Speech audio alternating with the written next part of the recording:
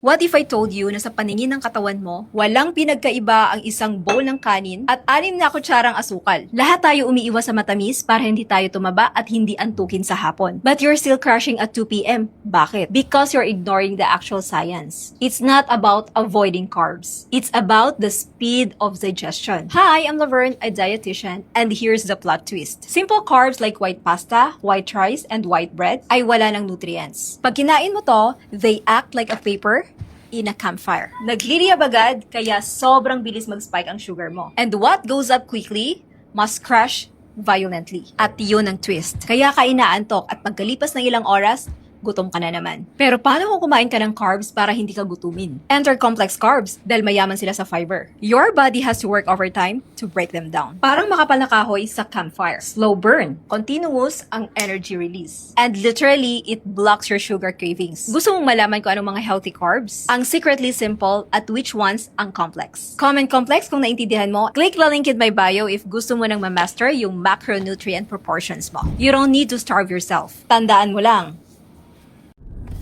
Oh, napakalinaw naman na. Baka naman magdahilan pa tayo. Nutritionist na yan nag-explain. Basta carbohydrates talaga, lalo na yung kanin, pasta, mga binanggit niya. Alam naman natin na talaga mag-i-spike talaga ang sugar and at the same time yung insulin. Kaya talaga ang effect niyan, basta busog ka, automatic ka, antukin ka talaga. At pagkagising mo, ayan, naghahanap ka na naman, gutom ka na naman. Kaya lalo na sa mga triathlon, mga runners, mga active talaga, talagang mas effective sa kanila yung umiinom ng soft drinks, yung loaded talaga ng sweets, kasi kailangan talaga hyper talaga sila, energetic. Pero hindi yun magiging maganda sa kalusugan natin. Pero yung alternative niya na pwedeng pang-alternate sa rice ay yung rich in fiber. Pero above all, kapag gusto niyo po talaga yung ma-address talaga yung inflammation na meron tayo sa katawan, mga health issues, tingnan po ninyo yung mga post ko, ilan yung mga taong nagte-testify about sa mga gumaling sa kanilang mga sakit. Paulit-ulit ko man tong sinasabi, complete elimination, which is, ulitin ko uli, hindi talaga magagawa ng mga dalubhasang doktor, sapagkat kailanman mahalaga sa kanilang fiber ang balanced diet. Go grow and glow. Go grow and glow is a scam. Isang malaking kalokohan po yan. Hindi natin kailangan yung mga yan. Pwede mong kainin pero hindi ka magbe-benefits. Wala pong mangyayari.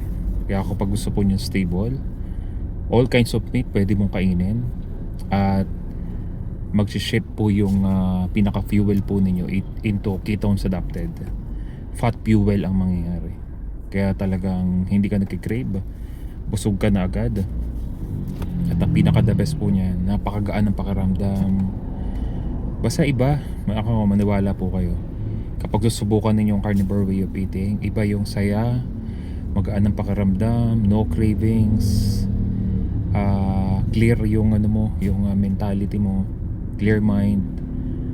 Basta ako na po nagsabi niyo, subukan po ninyo, lalo na kung ikaw po yung may mga maraming health issues. This kind of diet, this kind of proper way of eating, not totally diet, sapagkat papalitan mo lang naman yung way of eating mo, may enjoy po ninyo ang benefits ng carnivore diet. God bless everyone. Think about it.